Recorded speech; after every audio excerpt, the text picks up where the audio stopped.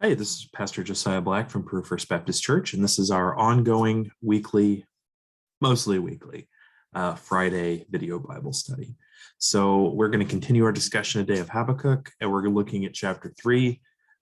This would be a good time if you haven't listened to the previous parts of the series. I would probably suggest you do so, because Habakkuk chapter 3, even though it is the concluding chapter of the book, is different than the rest of it. We're going to get into how, but if you're joining for the first one, this is not going to be reflective of or summative of what has occurred elsewhere in the book. So today we're going to look at verses 1 through 8, and I will explain why we're going to be looking at verses 1 through 8 in just a minute, but looking at verses 1 through 8. So let's go ahead and get into it. So I'm going to read this once through, and then I'm going to explain what makes Habakkuk 3 so different from the rest of the book. This is starting in verse 1. A prayer of Habakkuk the prophet, according to Shigionoth. The Lord, I have heard the report about you, and I was afraid. Lord, revive your work in the midst of the years. In the midst of the years, make it known. In anger, remember mercy. God comes from Teman, and the holy ones from Mount Paran. His splendor covers the heavens, and the earth is full of praise. His radiance is like the sunlight. He has rays flashing from his hand, and the hiding of his might is there. Before him goes plague, and plague comes forth after him. He stood and caused the earth to shudder. He looked and caused the nations to jump. Yes, the everlasting mountains were shattered. The ancient hills collapsed. His paths are everlasting. I saw the tents of Cushan under distress. The tent curtains of the land of Midian were trembling. Did the Lord rage against the rivers, or was your anger against the rivers? Or was your rage against the sea, that you rode on your horses, on your chariots of salvation? So those are verses 1 through 8. It might seem like a strange place to break it, but stay with me here. So Habakkuk 3 is actually different. If you recall in Habakkuk 1 and 2, we were getting these back and forths between the prophet Habakkuk and God, right? Habakkuk would ask questions, God would answer, 1, 2, 1, 2. Habakkuk chapter 3 is actually a song.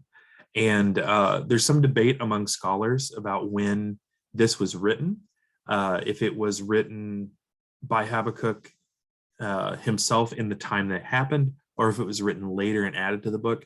This doesn't matter in terms of this being the word of God, because those sorts of things doesn't affect us in the sense of this would have still been divinely inspired whenever it was written. It's still useful whenever it was written.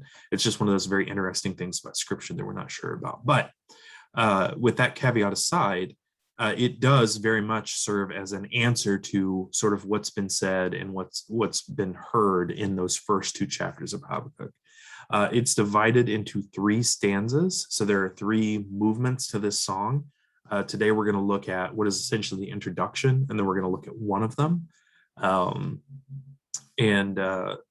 And yeah, just one little note, and this isn't, again, it's not a deal breaker.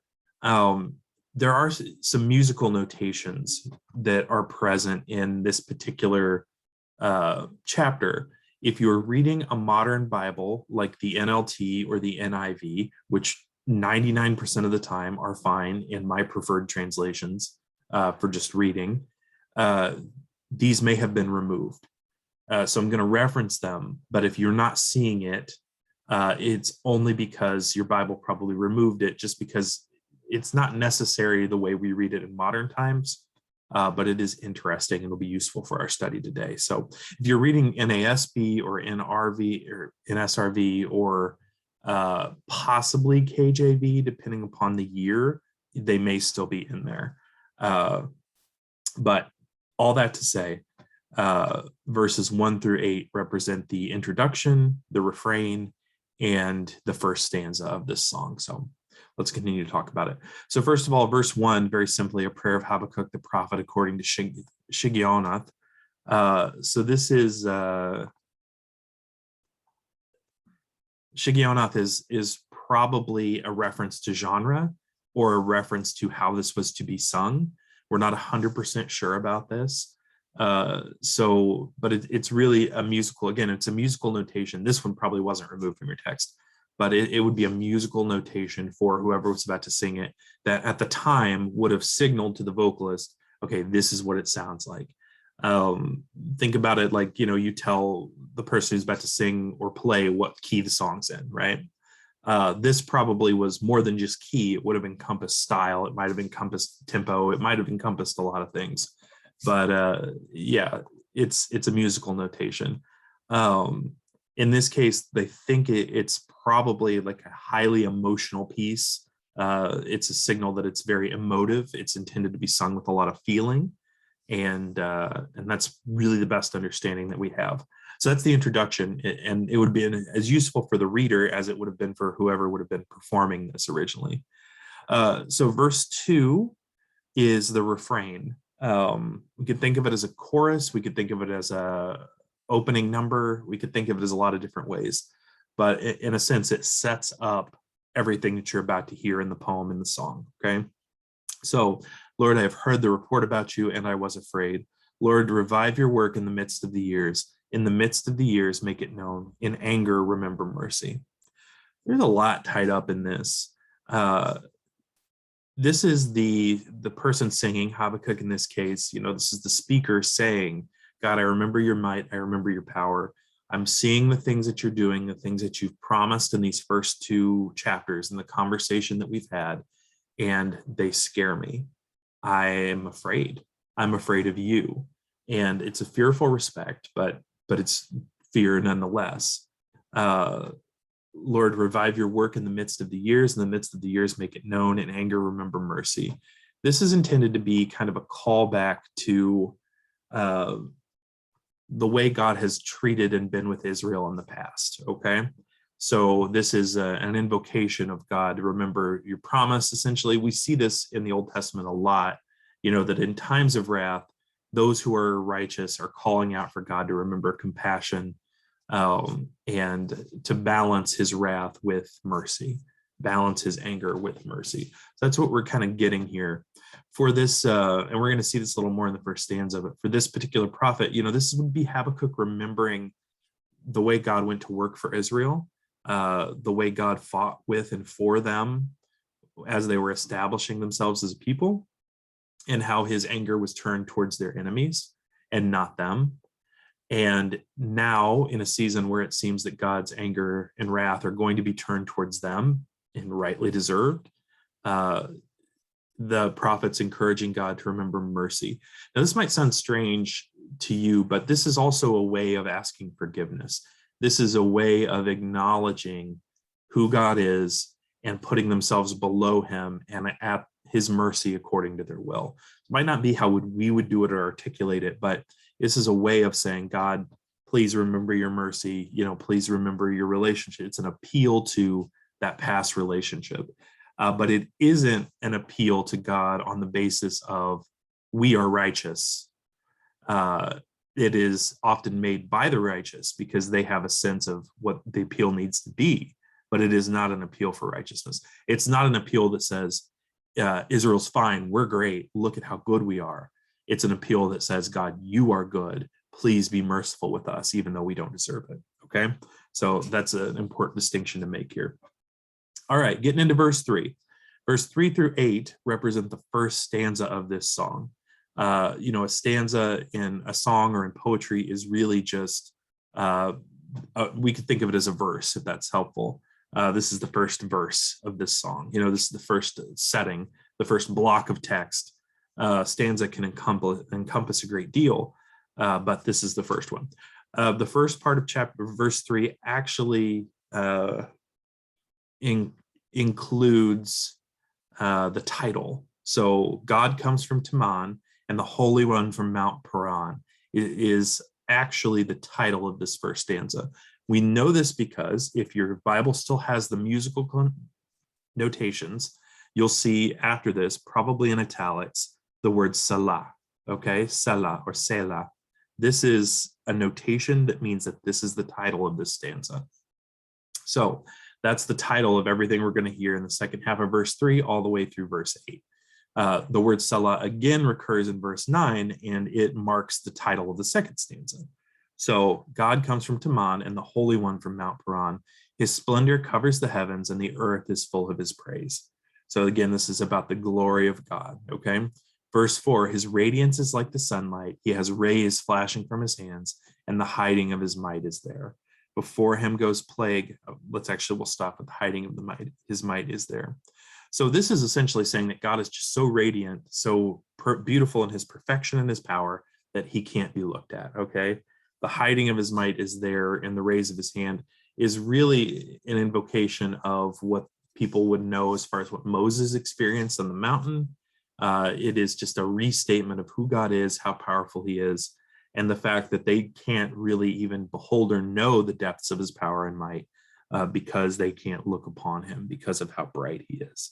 So that's where this light metaphor kind of comes from. So the point here is it's a recollection of who God is to them.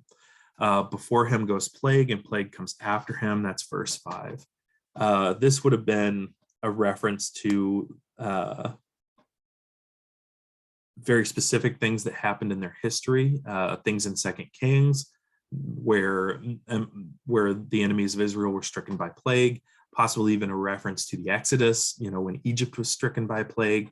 But knowing that this is one of the tools that God uses on behalf of Israel, has used on behalf of Israel.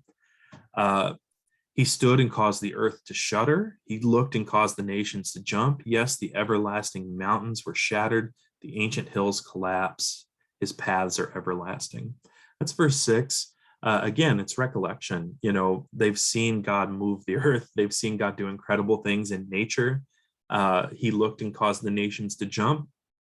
God, both in how he dealt with Egypt and then also how he dealt with the nations that were in the promised land when Israel came in, those who chose to be hostile to them,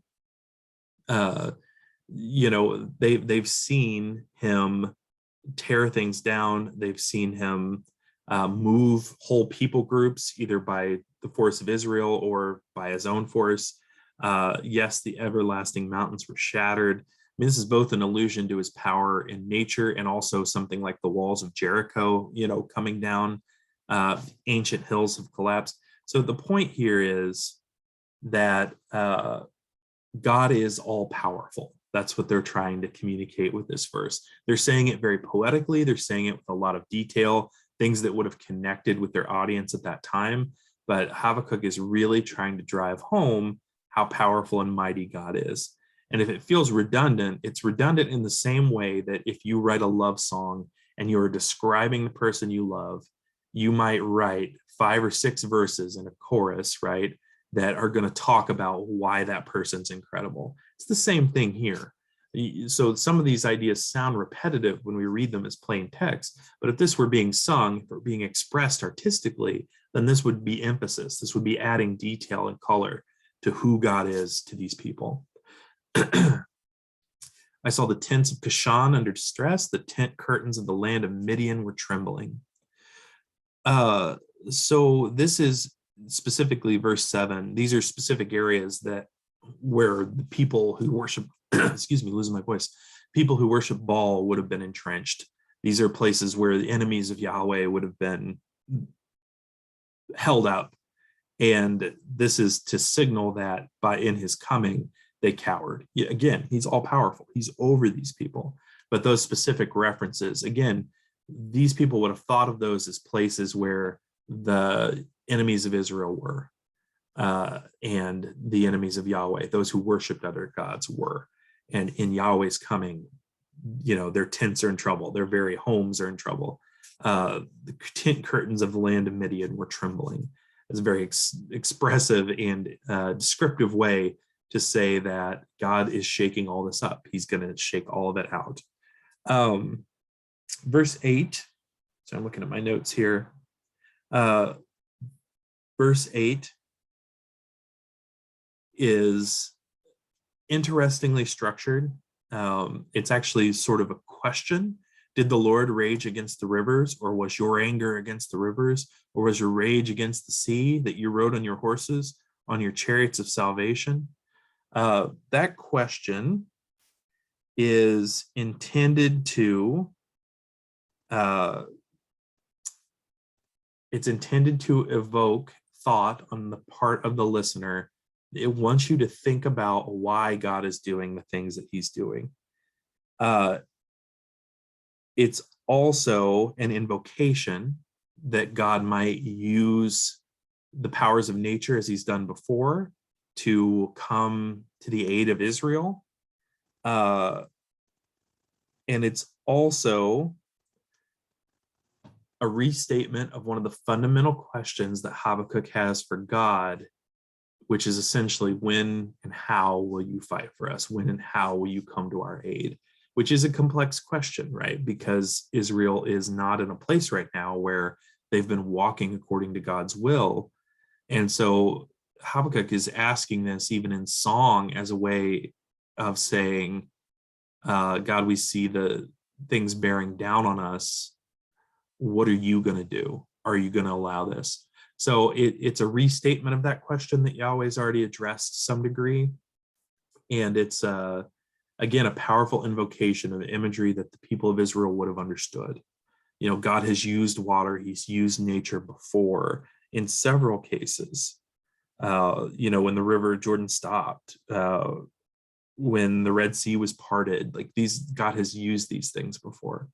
And so the way it's asked is intended as a rhetorical question. It's both a direct address to God, but also a rhetorical question to get the listener, the person singing or hearing this song, to think about what God's doing and why. So sorry, that was a little rambling, because verse 8 is just, it's very obtuse and it's doing a lot at once, if that makes sense. So it's kind of hard to tease out the meaning there. And I have no doubt that there are many other interpretations of what that means. But yeah, I don't know if I can explain it much better than that, except to say that Israel has watched on several different occasions. God parted the Red Sea. God stopped the River Jordan. God has flooded things on behalf of Israel before. He's used nature. So the rhetorical nature of this question is, was God angry at the rivers or the sea when he used them? The answer to that is no, he was coming to our aid. He was coming to our aid. Why did he do that? How is now the same or different? That's the question. So yeah, so it's, as you can see, it's a little obtuse and hard to understand. If you just read that out of context without any understanding, it would be like, well, why does it matter if he was angry with the rivers or not? So you really got to work to frame this. That's what makes this song a little tougher to understand than the rest of the back and forth in Habakkuk 1 and 2. So anyway, I think that's probably our best crack at it for today. I know I've thrown a lot of information at you. As always, if you've got questions, please drop them in the comments. Those are the kind of things that I love to answer. If something about what I said about 8 didn't make sense, or any of the other things around this very interesting song we see here at the end of Habakkuk, I'm happy to talk about it. We will have 2 more videos before Christmas time, and that will conclude our Habakkuk study. And then I'll take a little break, and starting around the first of the year, I'll be coming back with another weekly Bible study. So, you know, if you haven't been able to keep current with this one, that's fine. You're going to have another shot after the new year with something new. We're going to do something New Testament this time. So as much as I love digging into the OT, I think it's time for some NT. So I'll have more details on that as we get closer. Thanks for joining, and I'll see you next time.